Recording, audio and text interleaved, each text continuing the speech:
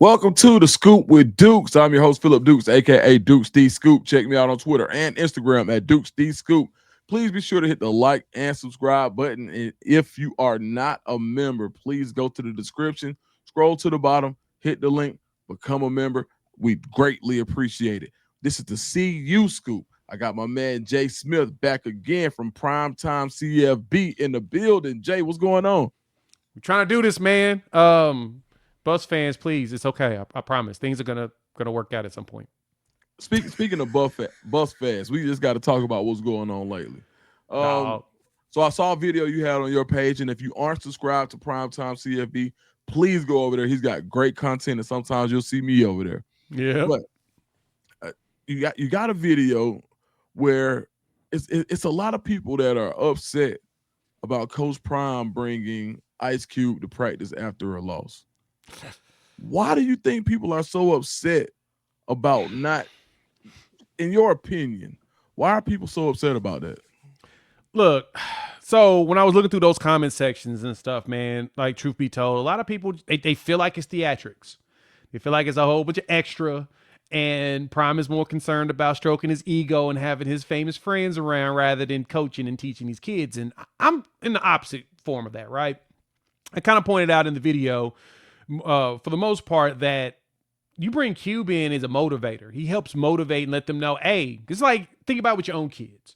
Sometimes you tell them something 3 or 4 times, but then like somebody else tell them the same thing, and they're like, "Oh man, such and such said this." Like, I told you that like literally like an hour ago, but okay, they say it now. It matters. Right, right, Bet. I get right. you. That's cool. But that's how it is. That's how a lot of us are. Like sometimes you need to hear it from multiple places. And Cube, to me, he was pretty motivational for him, right? He was reminding them, you got a bunch of gold jackets in here. Listen to what they saying. Follow their lead, and then go out there and execute on what's being put in front of you. I mean, I know it's a challenge for a lot of them, and this year is a challenge. Please believe, Mhm. especially because they're trying to figure out who the quarterback's going to be. Dang it! And you figure out who the quarterback is, you probably can have someone to completely lead it. But yeah, man, it's not easy. It's not gonna be easy because that's just kind of how the game is.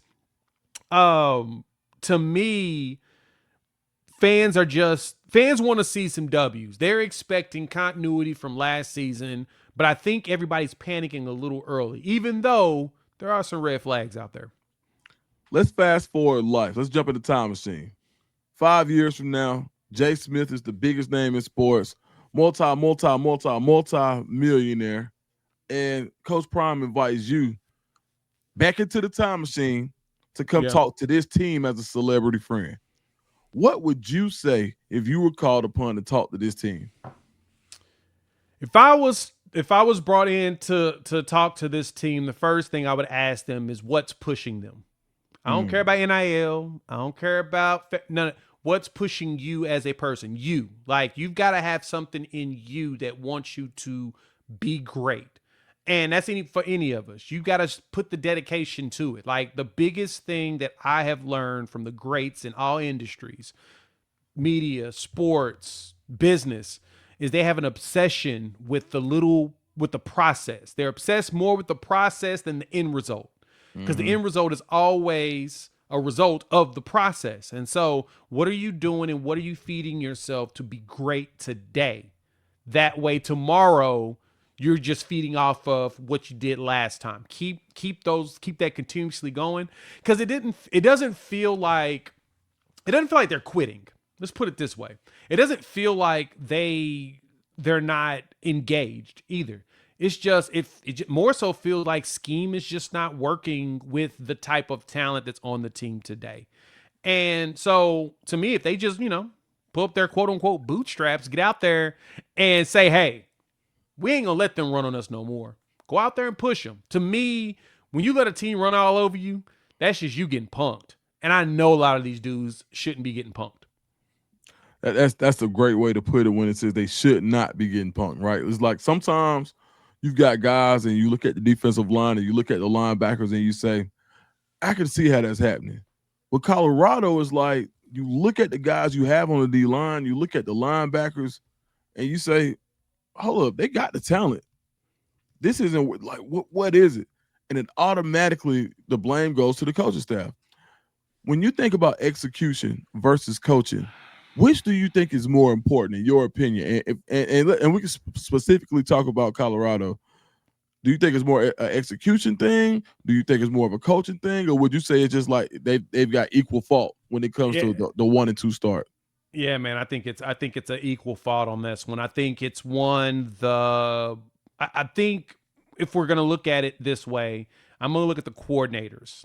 I think Rob Livingston has to adjust the not only the scheme for these players, but the fits, where you want them to go, what gaps you want them to hit. You got to be a little bit more specific a little bit right now.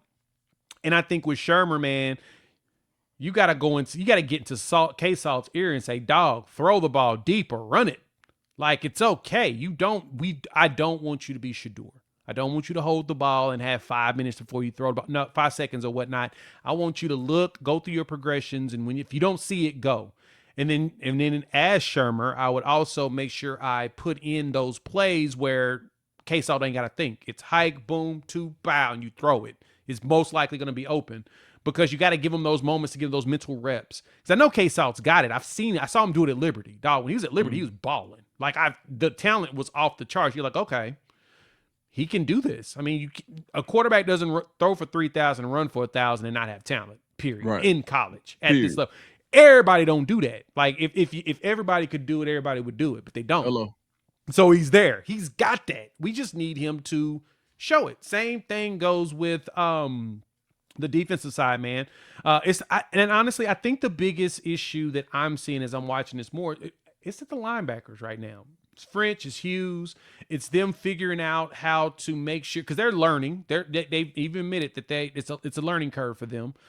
They just got to get in those right spots and make sure their D line is in the right spot. Someone needs to take that leadership role. Not saying they're not, but they've got to step up more. Now they got to push themselves further. And so from the DC and the OC, which most people want the OC gone, they don't like the play call. I don't know if it's Shermer calling bad plays or if it's Salter or Staub or even Juju not executing on it. But if anything, I need Shermer to make sure that he's providing him with some easy plays to go along with and keep doing. If it's working, dog, hand the ball off. Mm-hmm. Just run down their throat. Let's do that. Mm-hmm. Show me some bully ball. I think let me pull all that back. Show me some bully ball. If you can show me, because they were running good, right? Mm-hmm. If you give me some bully ball, man, I ain't got no reason to even complain.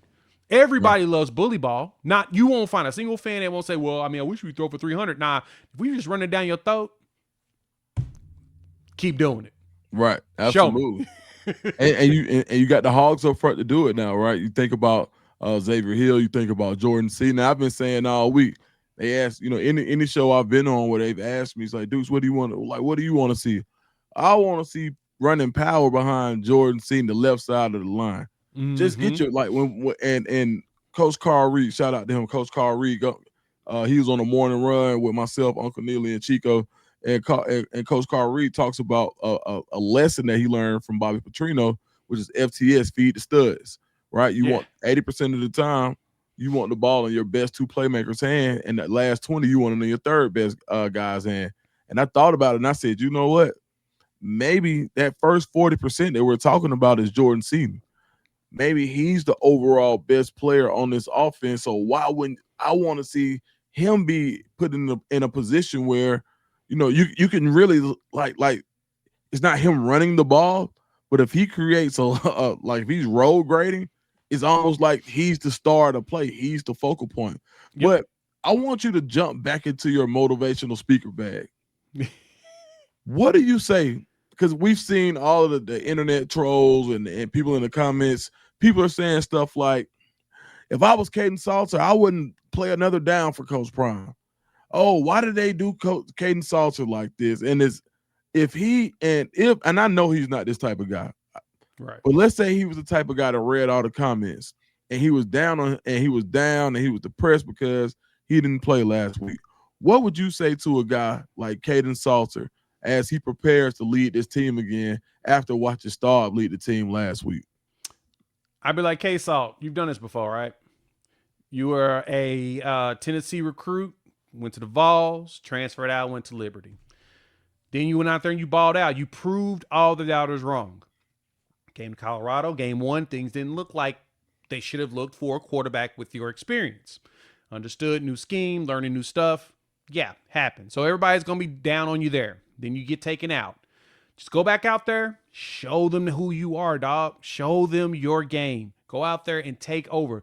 Be the leader that you know you are. Sometimes you need to sit back and look at it and reevaluate. All right, am I leading the way that I should? Am I really guiding these dudes to the right place? K-Saw, you got this. That's what I would tell them. You got this. Go out there and show it. It was good for you to take a minute to sit back and look at it. Staub did something that I felt like we should have gotten a lot more from K-Saw out of. Deep passes. You got some big receivers, dog, and some fast ones. Overthrow them. Try to overthrow them. Yeah. Let's see, because I know that you have the ability to step back and throw it up to where they can run underneath it and keep going.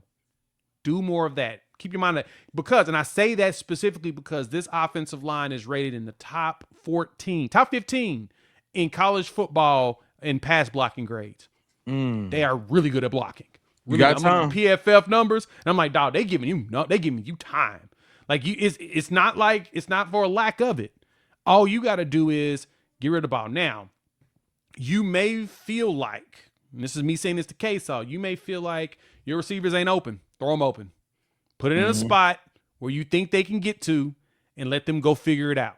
At some point, your receivers would learn, okay, K-Saw's actually going to throw it to this area.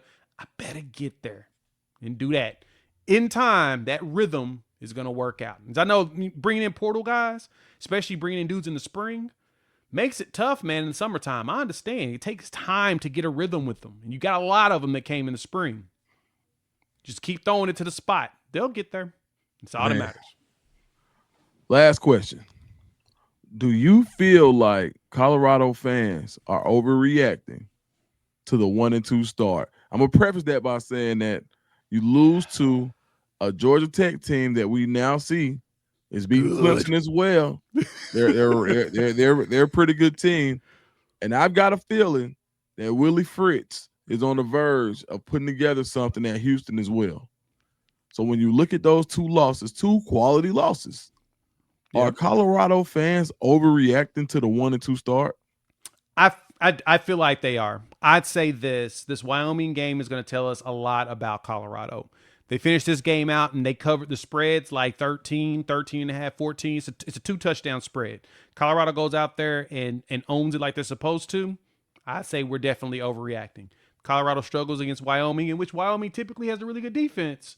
But if they don't get that spread covered, we may have fans would be vindicated. And when it comes to their thoughts, but to me, and you're right. That's actually a spot on take right there, though, Dukes. Houston may go on a run, man. Willie Fritz has been putting in work to build that program. 3-0. They're going to be 4-0 going into October. Matching their win total from last year. Exactly. They will walk in and have their exact, because they're going to beat Oregon State. That to me tells you everything you need to know about this squad is that, they for real. They may actually be for real, and they may end up being much better than people anticipate. So I'd say pump the brakes, especially after Georgia Tech's borderline dominant win over Clemson. I don't care if it was a game-winning field goal. They was pushing them dudes around. Yeah. You learn something quick about them. You're like, oh. That's what that was. Right. And against one of the best. I mean, I don't think anybody has a better duo on the defensive line in the country than Peter Woods and TJ Parker. Exactly. Yeah. Like they got the interior that like even if we talking about the Buffs in comparison, dog, those two dudes are rated as top 10 draft picks. Both of them. Yeah. Like they are space fillers as well as pass rushers, man. They've got all the talent. And they couldn't do anything with this. And so after I watched that game, I was like, all right, I think I might need to amend my take on Colorado giving up all them yards. Right. Because, golly, they are good. Yeah. They're a good team. Like, Brent Key, salute to you, my brother. You figured it out. Man. All right, man. So before we get out of here, I need a score prediction for this week for Colorado versus Wyoming. Man, I'm going to go. I think they're going to put the ball in the air. Give me 31-10. Okay. I Think that's like a that. solid one. I think that there'll be some good run out of this one. I think K Salt will figure out and get in his rhythm. That's the expectation. I'm gonna be up late watching that one. Is that because it's gonna be a late game? Good lord, it's a late game. I need them to go ahead and get his when he gets his rhythm, we Gucci. All right. And so if you have a prediction, if you think somebody's going to win, if you think that the spread will be hit, go to mybookie.ag. Look, they got all the spreads, they got all the prop bets. Go to mybookie.ag. Use my code if you haven't already signed up. Use DSCOOP. Put that in and get and let them match your money. Once you do that, go ahead and when you make your winnings, make sure you come back here and spend some of that with me. Get a super chat or two. All There right. you go. Hey man, we appreciate it, man. Jay, tell everybody where they can find you at one more time. Yeah, find me over at Primetime CFB. That's here on YouTube, talking, Colorado and Sanders and Prime and them or whatnot. Dukes, thanks for having me back here again. No, I appreciate it, man. As always, man, we'll see you. And if you out right now, if you riding and you listening, make it home safe. Thank you.